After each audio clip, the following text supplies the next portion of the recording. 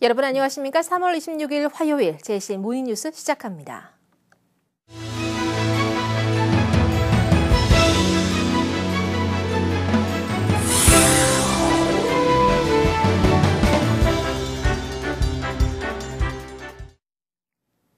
(4.10) 총선이 보름 앞으로 바짝 다가오면서 여야 후보자가 확정됐는데요. 이제 여야 양당이 총선 승리를 향한 선대위 가동 등 새 대결에 열을 올리고 있습니다. 오늘은 국민의힘 한동훈 총괄선대위원장이 울산을 방문해 보수 세력의 결집과 중도세 확장에 나설 예정에 있습니다. 전우수 기자가 보도합니다. 제21대 총선이 보름 앞으로 다가왔습니다. 여야 양당 모두 울산 선거구 출마 후보가 가려지면서 총선 승기를 잡기 위한 새 결집에 올인하고 있습니다. 여당에 비해 빠르게 공천을 마무리한 더불어민주당은 지난 23일 선거대책위원회 발대식을 가졌습니다. 진보당 후보에게 북구를 양보하면서 더불어민주당은 6개 선거구 가운데 5곳에만 자당 소속 후보를 냈습니다. 발대식에는 총선 출마 후보들을 비롯해 송철호 전 울산시장, 윤동호 전 시당위원장, 박태환 전 중구청장 등 더불어민주당 소속 울산 지역 전 현직 인사들이 대거 참여했습니다. 더불어민주당 선대위의 이날 화두는 정권 심판이었습니다. 윤석열 반드시 심판하고 더불어민주당이 대한민국을 바로 세우겠습니다. 그 중심에 울산이 먼저 앞장서겠습니다. 내일이 없는 서민과 중산층, 소상인에게 내일을 열겠습니다. 그리고 그 내일의 희망과 꿈을 심겠습니다. 반드시 제가 남부갑의 깃발을 꽂겠습니다. 울산 전체 파란 깃발 꽂읍시다. 더불어민주당은 선대위 발대식에 이어 25일에도 핵심 공약과 총선 상황 점검을 위한 선대위와 선대본부 회의를 잇따라 갖는 등 총선 분위기 선점우리에 공을 들였습니다. 국민의힘도 25일 총선 후보 확정 이후 처음으로 6개 선거구 총선 후보 확정자들이 한자리에 모여 총선 승리의 결의를 다졌습니다. 이날 회의의 하두는 6+1 국민 승리였습니다. 6개 선거구 모두와 북부에서 치러지는 시의원 보궐선거까지를 모두 국민의힘이 승리하겠다는 의미입니다. 그러면서도 지금의 상황은 위기이고 녹록지 않은 상황에 직면해 있다며 분발을 강조했습니다. 현 정부에 직접적 영향력을 미치는 인물들로 구성되어 있는 이 시점이야말로 울산이 재도약을 할 수 있는 절호의 기회라고 저는 생각합니다. 앞으로도 해야 될 일들이 많습니다. 우리 후보 모두에게 우리 시민 여러분들의 전폭적인 지지를 보내주신다면 국민의힘을 믿어주시고 지금 시간이 없습니다. 울산이 변화하고 울산의 미래를 지금 준비해야 합니다. 중앙당 지도부의 울산 지원 유세도 이어집니다.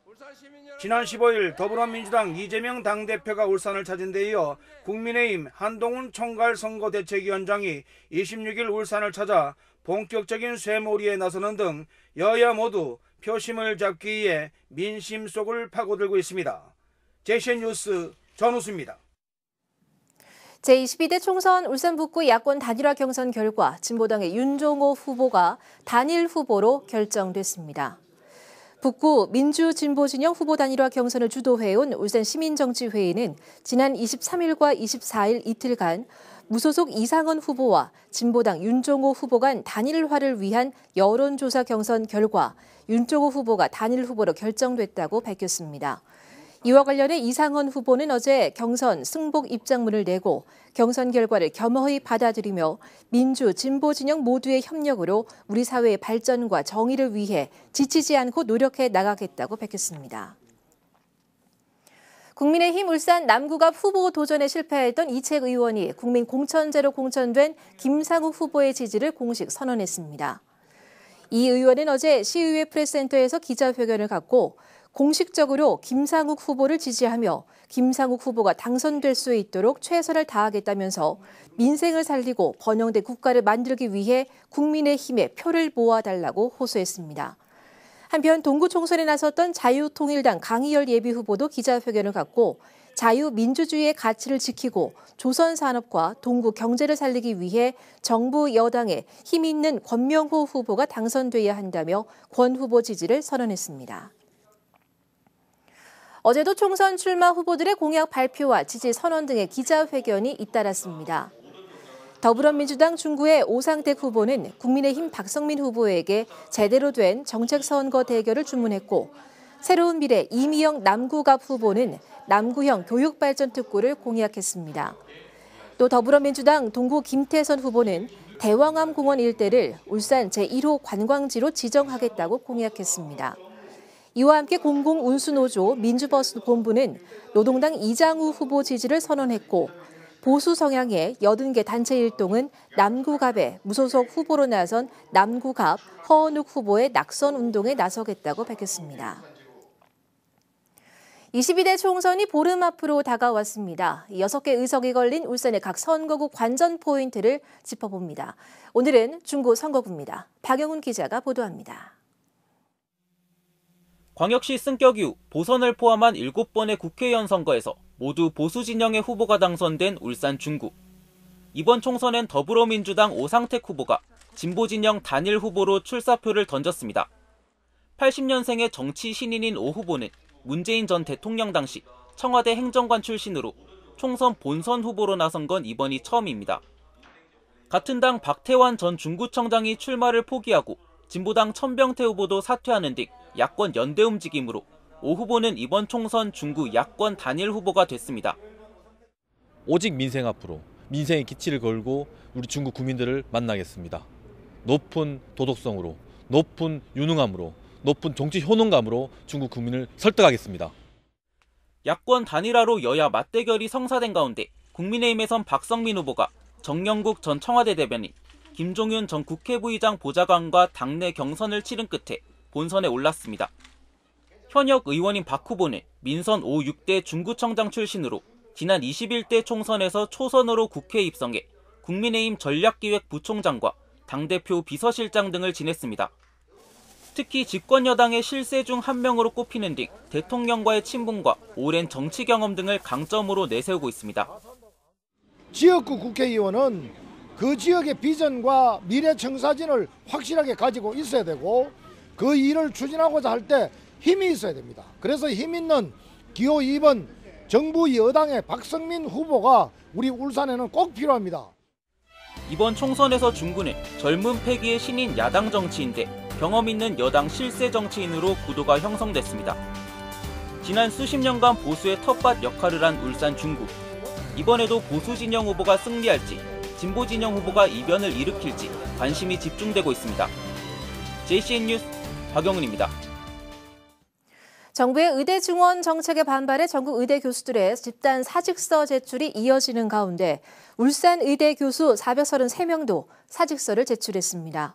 울산의대 교수들은 어제 성명서를 내고 정부의 의대 정원 증원안을 현실화한 것은 그동안 노력했던 교수들의 뜻을 무시하며 국민의 생명과 안전을 가볍게 여기는 오만함이라며 정부를 비판했습니다.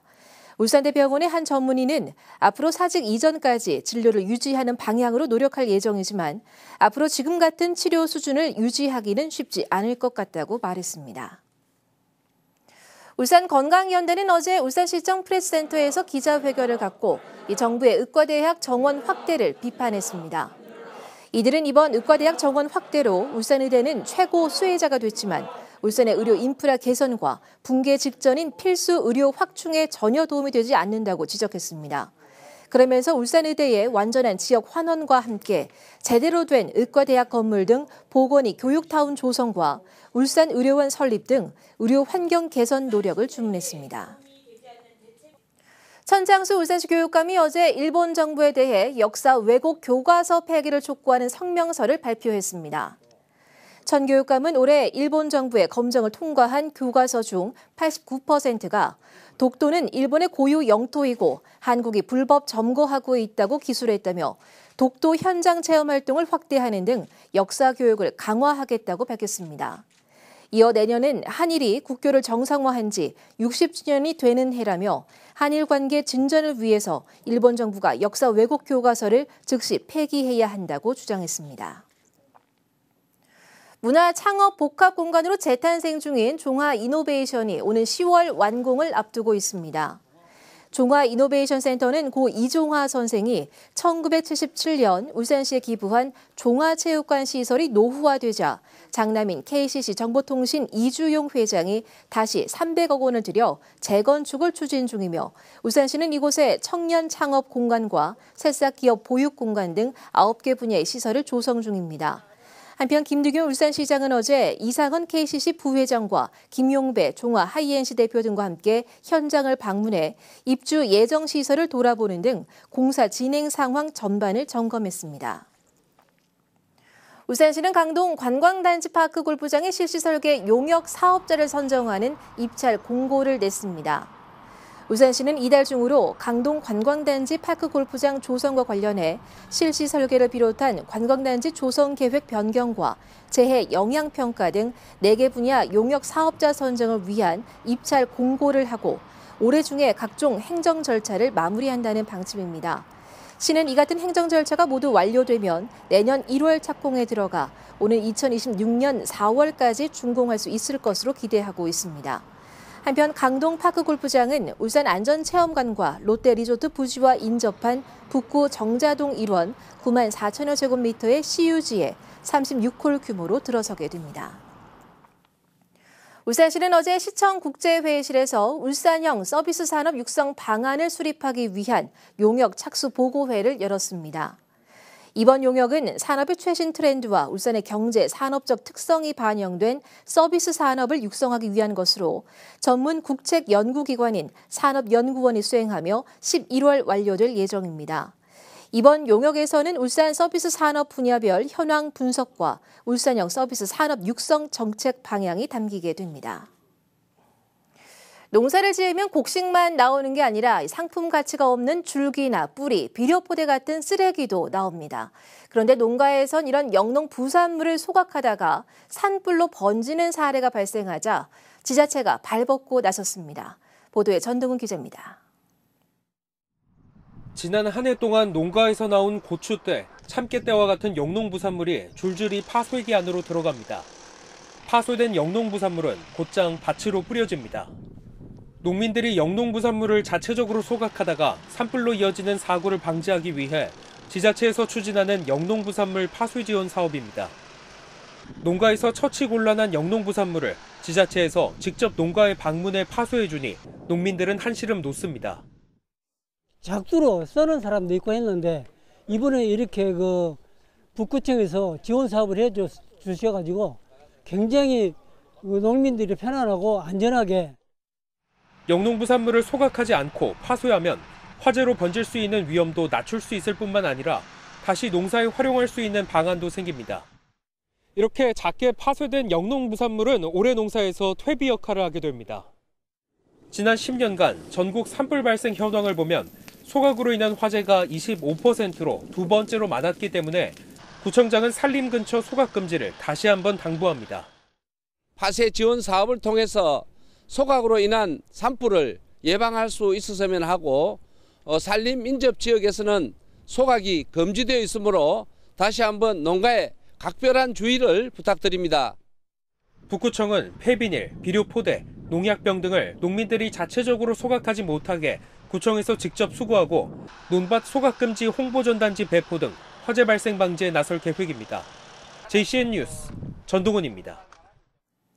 HD현대 조선 계열사인 현대미포조선도 다른 그룹사처럼 HD현대미포라는 새 이름으로 바꿨습니다. 현대미포조선은 어제 울산 본사 한우리회관에서 열린 정기 주주총회에서 상호를 주식회사 현대미포조선에서 HD현대미포 주식회사로 바꾸는 안건을 의결했습니다. 울산시가 어제부터 과적 차량에 대한 본격적인 단속에 들어갔습니다. 단속 대상은 총 중량 40톤, 축 하중 10톤을 초과한 과적 차량과 적재물을 포함한 길이 16.7m, 폭 2.5m, 높이 4m를 초과하는 차량입니다. 단속은 과적 운행 상습 지역을 이동해 연중 시행하며 특히 경찰 등 관계 기관과도 야간과 주말에 합동 단속을 실시해 단속 효과를 높인다는 방침입니다. 울산시 교육청이 교육부 주관 지역 기반형 유아 교육과 보육 혁신 지원 사업에 선정됐습니다. 이 사업은 교육청과 지자체, 지역 대학이 협력해 지역 영유아 공교육의 경쟁력을 강화하는 사업으로 교육청은 이번 선정으로 교육부 특별교부금 5억 원을 지원받게 됐습니다.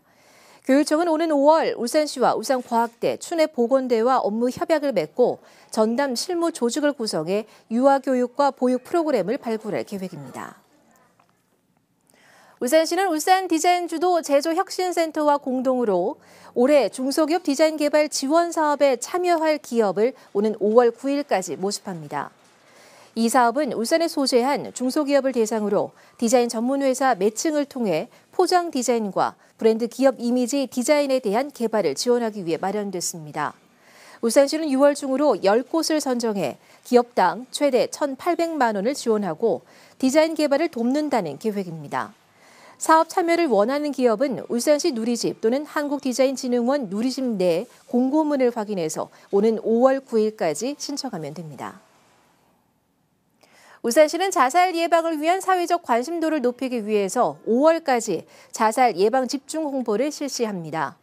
울산시는 홍보 기간 동안 음식점과 카페, 편의점 등 다중 이용시설에 정신건강 서비스 탁상용 홍보물 3,600개를 배부하고 자살 예방 상담 전화를 집중 홍보합니다. 또 울산광역정신건강복지센터와 구군 정신건강복지센터에서 운영하는 마음 안심버스 6대를 활용해 주 2, 3회 이상 독거노인과 소상공인 등 밀집 지역을 찾아가 자살 예방 홍보 활동도 전개합니다. SO일은 지난 23일 동구 방어진항 해양구조협회 울산지부에서 한국해양구조협회에 울산 연안 수중 정화활동 지원금으로 5천만 원을 전달하고 방어진항 연안 정화활동을 실시했습니다. SO일이 전달한 사업비 5천만 원은 해경 특수구조단과 한국해양구조협회 민간잠수부의 인력 지원과 크레인, 수상 오토바이 등 수중 정화활동을 위한 장비 운영에 쓰이게 됩니다. 제시의 모닝뉴스를 마칩니다. 함께해 주신 여러분 고맙습니다.